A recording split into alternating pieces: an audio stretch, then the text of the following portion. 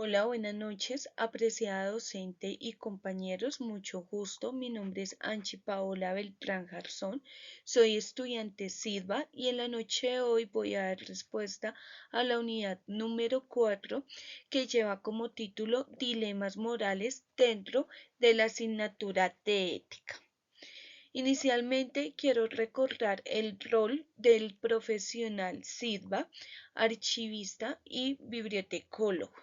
Es importante recordar que el archivista no es solamente el encargado de custodiar una documentación física y prestarla no más.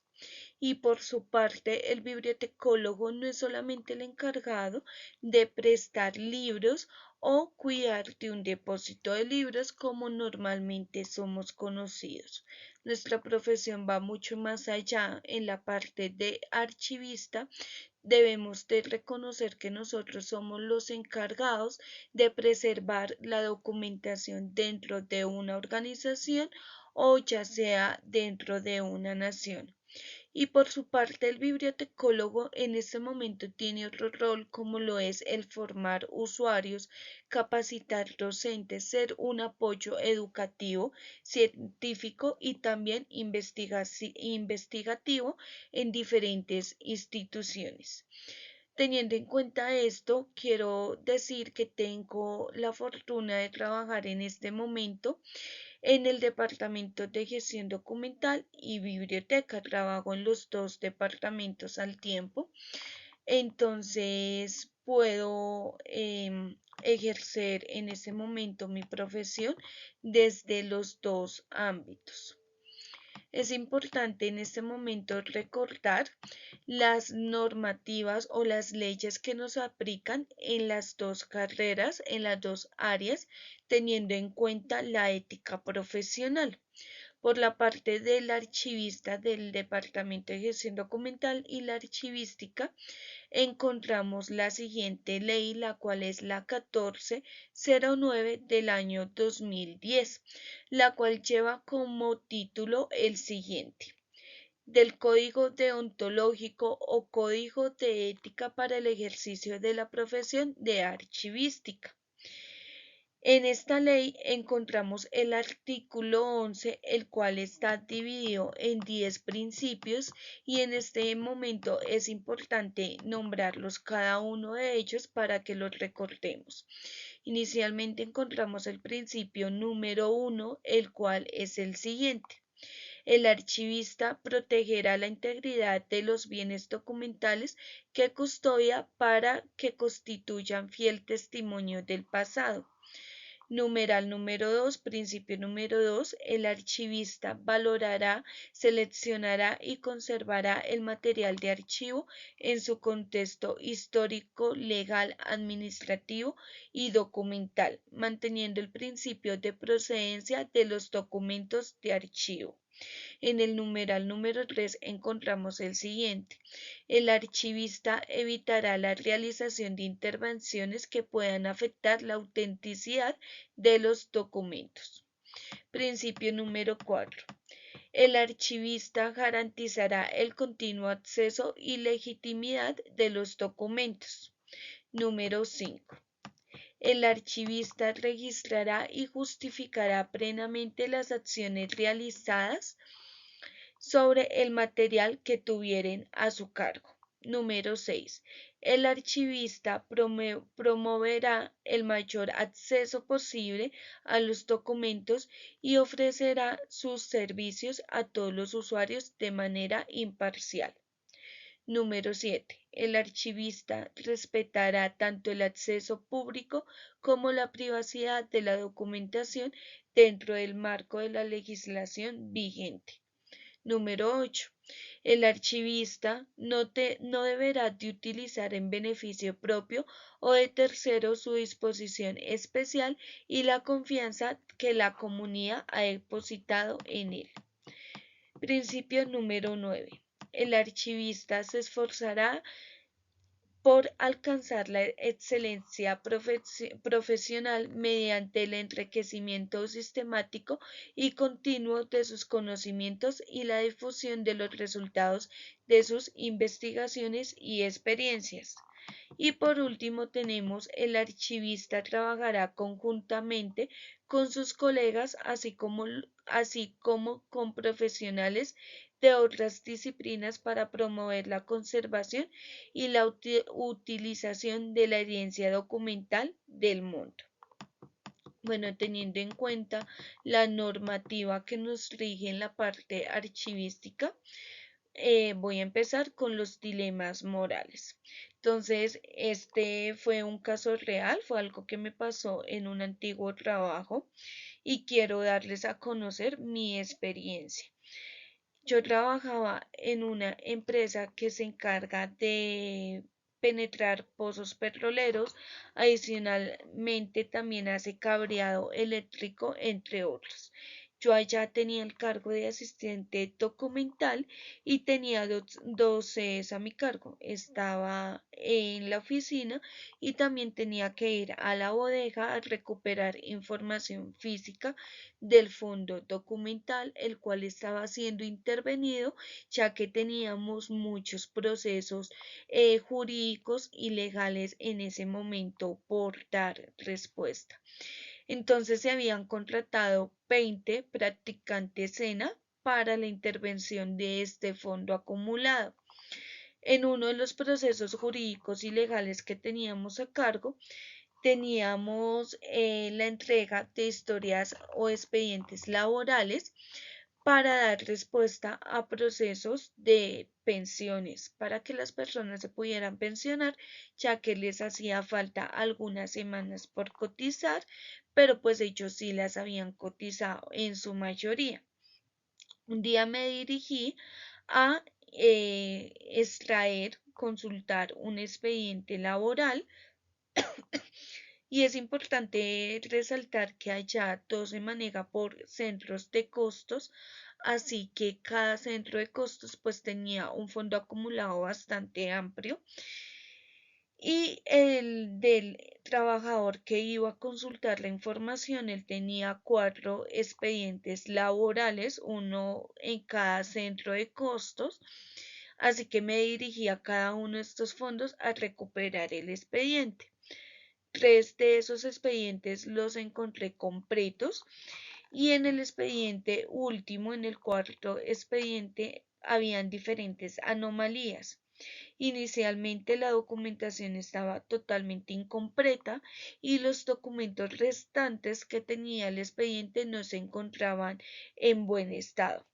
Por lo tanto, procedí a consultar qué había pasado con esta documentación, si había pasado algo al momento de intervenir el fondo acumulado, porque ya ese centro de costos había sido intervenido y empecé a preguntarle a las practicantes, las cuales no me supieron dar respuesta alguna de qué había pasado con la documentación y en ese momento entré a verificar el acta de eliminación documental y me llevé la sorpresa que estaba el nombre del trabajador del cual yo estaba buscando el expediente. Vale la pena resaltar que la documentación que quedaba estaba en mal estado, estaba tachada como si se hubiera desechado como documento de reciclaje y algunos pues le hacían falta partes a sus documentos, estaba rotos los documentos. Empecé a preguntar que si ya habían depurado esta información, que si ya se había llevado las personas de reciclaje, que era una empresa, estos documentos, que cómo lo habían depurado y la información ya había sido depurada. En ese momento empecé a buscar al líder documental que teníamos y él no se encontraba en las instalaciones de la bodega, así que última opción tenía reportar la situación. Por lo tanto, se me acercaron unas pasantes y me dijeron, por favor, no lo haga, que está en juego nuestra carrera y adicional a esto nos pueden echar. En ese momento yo dije que tenía que informar por el mal manejo de la documentación y pues aparte que era un tema delicado, eran bastantes semanas que se estaban buscando que le hacían falta a este trabajador para lograr acceder a su pensión. Entonces yo tenía que reportar la situación.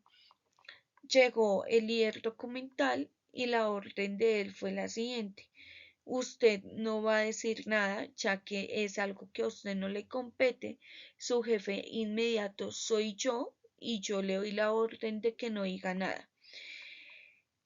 Yo le respondí que, pues primero, sí, él era mi jefe, tenía toda la razón, él era el encargado del proceso, pero que ese proceso jurídico legal estaba a cargo del director del Departamento de Gestión Documental, que era el mismo director del área de TI. Así que yo tenía que reportar lo encontrado, ya que pues era bastante grave por el mal manejo que se le había dado a la documentación. Y si entramos a ver la normativa ética, encontramos pues que se están incumpliendo diferentes principios, como es el primero, que nos dice que el archivista protegerá la integridad de los bienes documentales. Adicionalmente, el segundo, porque nos dice que valorará y seleccionará y conservará el material del archivo en su contexto histórico, legal y administrativo. Por lo tanto, en ese momento, siendo sincera, yo no conocía esta norma. Sin embargo, le dije que tenía que reportar lo que estaba pasando. Él me dijo que me atendía a las consecuencias, ya que me iba a hacer la vida imposible y que tenía que pensar también en mis compañeras de trabajo. En ese momento quedé con un dilema bastante fuerte. Hasta este momento, teniendo en cuenta la actividad planteada, logro dimensionar en lo que estaba envuelta. Me dirigí a mi casa y al día siguiente fui a la oficina central a llevar los reportes y por lo tanto no podía más que decir la verdad. La información estaba siendo incompleta. Adicionalmente, bastante información se había depurado sin una correcta verificación y pues la información que quedaba, la documentación que quedaba en el expediente también había sido ultrajada. Entonces yo tenía que comentarle a mi jefe y así lo hice. Le dije lo sucedido. Obviamente pues él me pidió las pruebas, yo le di las pruebas y pues él ya pasó el caso a gestión humana. Se logró pues arreglar un poco con el fondo de pensiones, ya que las semanas sí nos correspondían a nosotros y obviamente las aprendices tuvieron una pequeña sanción porque pues ellas estaban en formación, pero la sanción principal fue para el líder documental, que no estuvo pendiente del proceso. Frente a este dilema moral, tengo que dejar muy en claro que estaba empezando mi vida laboral. Sin embargo, siempre he tenido presente que si hay algo que a mí no me parece que esté correcto, no puedo faltarme como ser humano y como persona. Y no sé si es ser individualista, pero creo que mi autonomía me dice que no debo ir contra mis principios por alguien más. Entonces, por lo tanto, así fue, y considero que la teoría que aplicaría para este caso sería la teoría deontológica, porque así lleve a cabo la situación. Entonces pensé desde el deber ser, desde lo que está moralmente correcto en este momento, sin tener en cuenta las acciones que el otro, digámoslo así, pues iban a sufrir o no había sido consciente en su momento de esto. Pero sí considero que debemos de actuar de manera oportuna, clara y veraz frente a diferentes situaciones, y que mi líder documental debió de ser claro de que se habían cometido diferentes negligencias frente al manejo de los fondos acumulados que se estaban interviniendo. Entonces, frente a las teorías, considero que esa es la correcta y considero que si se me volvió a presentar un caso similar, sé que el ambiente laboral se vuelve hostil, pero sé que no puedo faltar a mis principios éticos y más ahora a mi ética profesional. En el segundo dilema moral es un dilema hipotético y para este caso voy a hablar sobre un dilema en la rama de la bibliotecología. Por lo tanto, es muy importante dar a conocer la normativa legal vigente ética frente a la bibliotecología. Por lo tanto, es importante recordar el Acuerdo 136 que fue expedido el 22 de noviembre del 2016 y el cual dice lo siguiente, por el cual se adopta el Código de Ética de la profesión de bibliotecólogo en el territorio colombiano. Encontramos diferentes artículos dentro de este acuerdo, pero es importante resaltar el artículo 11 en el cual encontramos los deberes generales por los cuales se debe regir el profesional en bibliotecología y rápidamente voy a ir nombrándolos. Entonces, custodiar y cuidar los bienes, valores, documentación e información que en razón al ejercicio profesional le hayan sido encomendados o a los cuales tenga acceso, impidiendo o evitando la sustracción, destrucción, ocultamiento, alteración o utilización indebida de conformidad con los fines para los cuales ha sido destinado. Numeral B. Comportarse con lealtad, probidad y buena fe en el desempeño profesional, respetando en todas sus acciones la dignidad del ser humano sin distinción de alguna naturaleza. C. Respetar los principios y valores que sustentan las normativas éticas vigentes para el ejercicio de su profesión y el respeto de los derechos humanos. D. Tratar con respeto, imparcialidad y rectitud a todas las personas con quienes tenga relación con motivo del ejercicio de su profesión. E. Permitir a los representantes del Consejo Nacional de Bibliotecología, a los representantes de los órganos de control y vigilancia del Estado y demás autoridad competente el acceso a los lugares donde deban adelantar sus investigaciones. F. Ejercer la profesión sin supeditar sus conceptos o sus criterios profesionales e intereses particulares. G. Promover el respeto por el personal de bibliotecólogo dentro y fuera de la comunidad científica y profesional. H. Guardar respeto profesional sobre aquellas informaciones de carácter reservado o confidencialidad que le sean confiadas. Y oponerse en todo intento de censura, asegurando la libertad de información y la libre circulación de la información.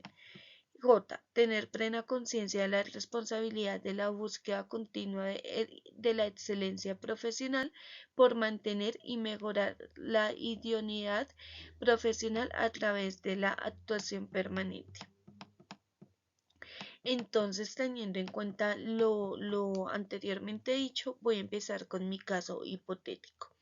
Bueno, frente a las bibliotecas tenemos que tener en cuenta que cuando nosotros nos demoramos en la entrega de cualquier material bibliográfico, ya sea físico o multimedia, será cobrada una multa. Esta multa se empieza a regir por 24 horas después, o sea, por un día.